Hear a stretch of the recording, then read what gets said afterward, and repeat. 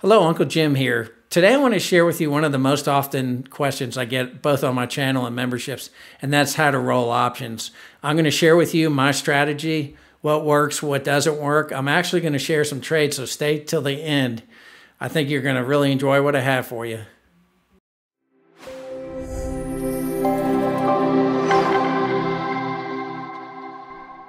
Okay, now I'd like to give a quick market update. The Fed did hold steady. They didn't increase rates, and because of that, the market's up quite a bit today. Today's Thursday, June 15th, and I don't expect them to raise in July either. I'm not sure they're going to raise again. They did suggest that they're going to do 2 more increases. I think that was just to keep the market from going crazy. But my expectations is no more increases, and the market is definitely reacting to that. It's up quite a bit today. I believe over 300 points for the Dow, and I believe the NASDAQ and Russell 2000 is also up. So I think we're probably going to have maybe a little bit of a bear market bull, or maybe the beginnings of a bull market. We'll see. But I wouldn't be surprised, again, that we bounce around, that we may have a little bit of a bull market, but then, it may peter out and we may come back to where we were probably earlier this month, so I don't think we're going to get to new highs, but I also don't think we're going to get to the October lows we had last year. So at least my 2 cents, and it's probably only worth 2 cents. So let's jump into rolling. Again, it's one of the questions I get asked more often than not. I get it probably on a weekly basis, especially from my subscribers on my channel, or people just leaving comments. And first off, I do want to mention I'm an income investor. I primarily want to find good companies to invest in. The exception is IWM. I did do a video last week that talked about how my strategy for IWM, which is the Russell 2000, is kind of unique. It's one of the only type of trades that I do where I'm not worried about owning the stock or the security. I just want to make money with it. That's kind of the exception to the rule. My rule is typically I want to find good companies I want to own. So even with rolling, the first thing I look at is, do I want to still own the company? Has anything changed with the company? I'll usually look at Seeking Alpha. I'll look at Schwab. I'll try to identify, has anything changed? And if nothing's changed and I still want to own the company, then that'll lead me to additional decisions that I want to make. Or if I find I don't want to own it anymore, and I've had that happen a couple times, like Big Lots. Intel's been kind of another situation. Even now, I'm not sure I want to continue to own it. They've gone through a rough period. I still do own it, but I may change my mind. And actually, it's in the money again, so I have to make a decision here in the next couple of weeks, possibly to roll it again if it stays in the money or goes deeper in the money. So that's the first point I wanted to make, is you need to really decide if you want to own the stock, because again, if it's at a good value, it might be a great opportunity to pick it up. It may make the most sense to let it be assigned. I've made a lot of mistakes in the past where I had the opportunity to buy stocks at a really good price, and I just kept rolling it and I missed the opportunity. So, if you still want to own it and it's at a good price, then one of the best options is maybe to let it just be assigned. Also, it's really important if it's in the money or out of the money. Typically, if it's out of the money, it's fairly easy to roll, but you don't necessarily need to roll it. You might be able to decide that you can close it. So in the spreadsheet that I'm going to share at the end of this video, I actually closed several positions in IWM that were pretty far outside the money, and it was kind of a no-brainer. And you might ask, well, how do I decide to close or potentially roll it? For me, if I can close it for less than what I consider almost like going to lunch for 2 people, then I will. That may sound a little bit crazy, but you may find you have a very profitable position, but it still may cost you $60 or $70 to close. And maybe you don't need to do that. Also, if you're close to expiration, maybe just let it go through expiration and then open a new position down the road. You don't necessarily need to spend that money. So that's one thing I look at. And usually it falls between two lunches or two dinners are like $30 versus $70. If I can close it in that range, then I typically will. And if it's even cheaper than that, it's kind of a no-brainer that you should go ahead and close it. Now, if it's deep in the money, meaning you have to close it or you're going to be not close it, but you either have to close it, roll it, or let it be assigned. In that instance, again, a minute ago, I just talked about, do I want to own it? Now, if I want to own it, then what I'll typically look at is, can I make good premium? Can I improve on the trade? Meaning, can I get it maybe just in the money or just out of the money? And can I roll it, horizontally and pick up enough premium? And again, I use the same rules that I used for new positions. I typically like to get as close to $100 per contract in premium when I roll. So can I do that? And can I better the position? Can I lower the price? And one of the examples that I'll do at the very end of the video, I believe I rolled XLE, which is the energy sector ETF, and I think I rolled it down like $2 or something, that again got it out of the money, but since then it's come up. So sometimes just rolling it down a little bit and bringing in more premium is the way to go. But the deeper you go in the money, the harder it is to roll. So you have to be careful, because I've also had situations where I've kind of rolled myself into a problem, more so with calls when I'm rolling up and the stock is just increasing a lot quicker than I can roll. On occasion, it's happened trying to roll down, but sometimes you get to a situation where you can't roll. If it's so deep in the money that it's going to cost you to roll it, then again, looking at assignment may be your best opportunity. And I had that with Schwab. I've also had it with Truist. I recently had those two get assigned to me, and they were very deep in the money. And now actually they've recovered some. They're still a loss, I think like a 20% loss for both of them. But I project those to come up, and they won't be a loss at some point. I think they're going to completely recover within the next 6 months, 12 months, something along those lines. So again, the important point is what you can do. Can you roll it horizontally and pick up more premium?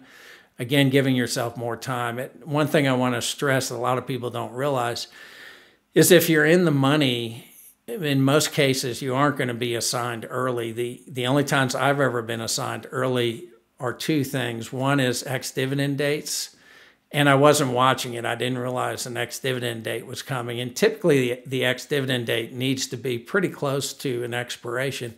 And I had one of those instances where it got assigned to me, and I think both puts and calls, that's happened to me. The other one is when the market was way down in October, there were a lot of margin calls, and some people put some stocks to me so they could have more cash in their accounts. I actually called Schwab, and that's what they told me was going on, because some of those, I think, were 6 weeks out from being in expiration, and they were in the money. I don't know that they were really deep in the money, but they did get assigned to me. So again, you can roll horizontally and hopefully pick up more income. If you can roll horizontally or slightly down, again, I use the example of rolling XLE, I think it was from 70 to 68, and again, picked up the kind of premium I wanted, so improved the position. Again, you can overdo this. Like I said a minute ago, you could end up doing better if you did get assigned and pick up the stock at the price you want. And again, that's one of my other goals, is to pick up more stocks and earn more dividends. And then risk management is really, really important. I have a planning worksheet. That's what we're going to look at next, where I'd manage these trades and I decide, what I'm going to do with each trade. And I typically will add them if they're in the money or they're expiring within the next couple of weeks. I'll add them to this planning worksheet, and it'll help me to decide early on what I want to do. So a lot of times I'll color code it. I'll color code yellow if it's in the money. If it's not in the money, it's out of the money, then I typically won't color code it. And it gives me the ability to really keep an eye on those. And if something's really deep in the money, like Schwab and Truist, I put them on that spreadsheet way before the expiration, and I constantly tried to manage them, and that really made it easier. And you'll see that spreadsheet next. But being able to manage them, being able to determine what you want to do beforehand, especially if you want to own the stock, makes it a lot easier. And again, it's rolling gives you the opportunity. Before, when I first started doing this, and again, I described this kind of as my option journey, I really didn't know what I was doing, and I didn't know I could roll. And rolling is probably 50, 60% of my trades are actually rolling now. And one other important point about rolling is you don't necessarily have to roll at the same time. Rolling is simply closing your current position and opening a new one. And you can actually do that with a time period in between. You know, a lot of people like to make it a lot more complex than it is, but again, it's just simply closing your current position and opening a new one. I typically will do it all at the same time because I just like how Schwab and the other brokers will give you the ability to easily roll. So with Schwab, if you have a Schwab account and you see the specific contract you want to work with, if you right-click on it on your position page, it'll give you an option of roll. And then you can select what contracts you want to roll, and it'll bring up a page with everything kind of nicely situated so you can test some ideas of, well, how far out do you want to go? And sometimes I'll go farther out. If I'm fairly deep in the money, I found I've been able to get out of being deep in the money if I go 3 months, 6 months. I've gone as far as a year out, an actual leap, to get myself out of the money, especially if it was something I was kind of mixed on owning. An example with that would be IBM. I did that with IBM and was able to get it out of the money, and I'm probably going to close it here shortly. So that's enough about kind of the details. I think the easiest way to learn sometimes is just to see it firsthand. So let's jump into the next part of the video, and I'll show you firsthand what I did last week related to rolling. So stay tuned. Let's jump into the next section of the video. Okay, now I've opened my planning worksheet for last week. This is the one that I released, I guess it was a week ago, Sunday, and typically I'll release them to my memberships Sunday afternoons. And if you want to learn more about my memberships, there's details below. I have 2 levels. One, you get all my trades, you get my spreadsheets, you can contact me, send me questions. And then I have a higher level, which I believe is $25 a month. And you actually get a meeting with me every week. It's supposed to be like 15 minutes, but it ends up being more like 30, 40 minutes typically, which is okay. I really enjoy talking to people and working with them, but it's one-on-one. I'm looking at making more additions and changes going on down the road. But I encourage you to take a look. You might find it worth your while. And again, all the details will be below. And as always, please subscribe, hit that like button. I'm still trying to get the word out there. I want people to realize that they can do this too. I'm by no means an expert. This is kind of a hobby for me. A nice way to make extra income, and it's worked out really well. So that being said, let's jump into the details. So again, I release these each Sunday. I released it on June 4th, and then I usually put a date in here, June 5th, or the Monday, so Monday, June 5th. And then at the top, you might be wondering what that is. I also suggest 4 stocks or ETFs each week that relate to what I think are good values and potential trades that I'm looking at making, and I provide that to my community at the top of each of these spreadsheets. And then my planning worksheet is the part below. So all of these were available, and I put them on the sheet to manage. Now, I have them set to green because they're already complete. These, other than the one WSM, Williams-Sonoma. So originally when my community first saw this, several of these were yellow. I think two of them were yellow, meaning they were in the money. And of course, they didn't have the details on the right, but so let's just jump in, and we'll go through. The first one was Best Buy, and this is, again, another great example. I wasn't sure if I wanted to keep Best Buy. It's not it's a good price. It's not a great price currently. So I was kind of mixed, and I still like Best Buy. I like to shop there. I really like the company, but I was kind of mixed. Retail's going through a tough time, so I'm not quite sure. I'm not 100% that I want to own it, but then I'm also not against it and want to get out of it. So it's kind of a mixed bag for me. And I originally initiated this trade back in April. And again, it's a roll. And so you can see it was originally set up as 72.50, 62.50. So the put that I sold was 72.50, and then the put that I purchased was 62.50, which was in the money. I believe Best Buy got to like 70, 71 at that time, so it was in the money. This one definitely had the status as yellow. The expiration was 6/16, which is tomorrow. This is actually being filmed at 6/15. And then what I did is, here's the new expiration. So I rolled it out to 9/15. So I went out 3 months, and I lowered the short strike and the long strike. So I typically lower them by equal amounts, but you don't have to. You could, I could have done 70 here, and I could have done 55 or 65. You don't necessarily have to roll it to the same, with the same spread. And I've actually, to get out of a trade that was having issues, I've sometimes widened the spread majorly to give me more room and be able to lower the short, this 70. So I think I did that with Google. I believe Google at one time was in the money in the low hundreds, and I believe I widened the spread to like 30, and I was able to lower my strike to like $4 outside the money. So I think it was at 100, and I was able to lower it to 96. But that's one of those examples I mentioned earlier. Maybe I shouldn't have done that. Maybe I should have let it get assigned, because now Google, I think, is like 124 or 125. So I could have done really well if it had been assigned to me at 100 versus trying, continually rolling it and missing a great opportunity. But I was able to bring in $222 in premium, which is nice.